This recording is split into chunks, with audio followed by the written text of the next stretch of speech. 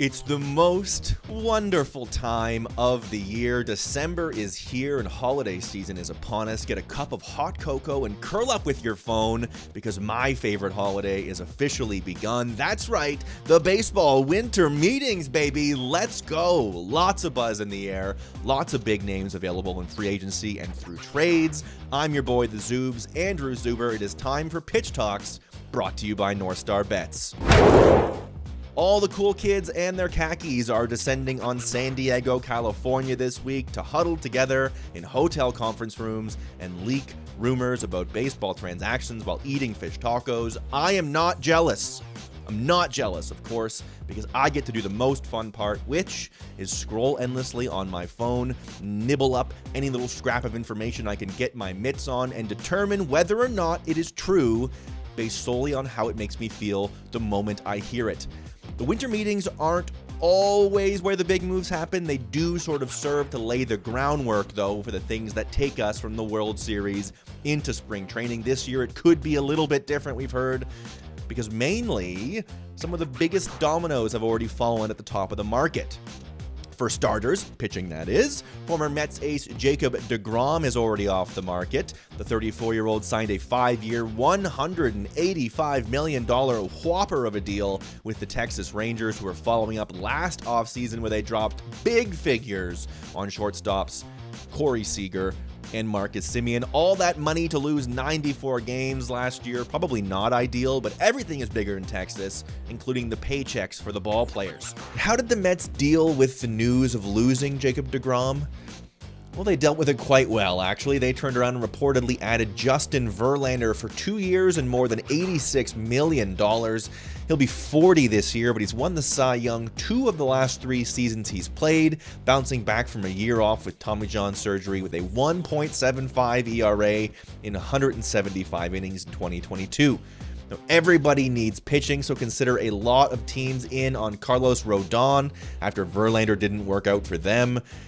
Last we heard, 8 or 9 teams are making calls on the 30-year-old lefty starter. He stands to make quite a bit of cash as the consolation prize because the market drops off pretty significantly now that Verlander and deGrom are off the market. The Blue Jays have not been quiet either, trading beloved and talented outfielder Teoscar Hernandez to the Mariners for reliever Eric Swanson. Toronto did need relief help, and Teoscar is a year away from free agency and has his share of flaws, but hey, remember when it was a neat little event when Jays fans would go to Seattle to take over the ballpark when Toronto was in town? I'm thinking the Mariners didn't like that. First, they pantsed the Jays in the playoffs. Now they deal from a position of strength in the bullpen to grab a middle of the lineup bat from the Blue Jays order. While we're in the West, the World Series champion Houston Astros added more firepower to their lineup.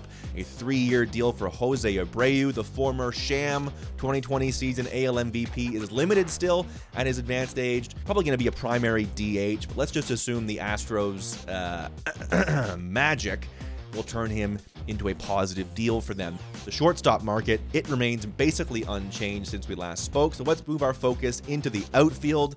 Lefty bat Brandon Nimmo emerged as a top-level center fielder for the Mets last year. He has a skill set a lot of teams could talk themselves into if they don't talk themselves out of it with his injury history and a bit on the aging curves of low-power center fielders entering their 30s. The Yankees, the Blue Jays, the Mariners, the Rays, the Giants, and more have all been tied to him. You can rest assured he's going to get that money from somewhere. If that doesn't work out for you, former MVP Cody Bellinger is available, or your team could call the Pittsburgh Pirates. They just received a trade request from their own center fielder, Brian Reynolds. He took a step back defensively last season by all accounts, but he's a switch hitter who has shown he can get it done with the bat from both sides of the plate.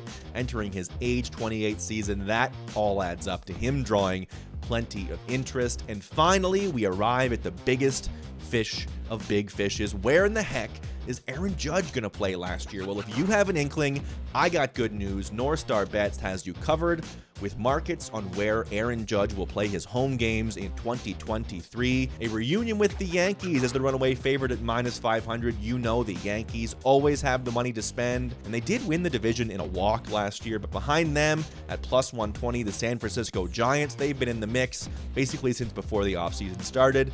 and they even flew the big man out to San Fran to wine and dine him a few weeks ago. Those are your two main competitors right now for Judge, it seems. The Mets and Dodgers are long shots at plus 750 and plus 800, respectively.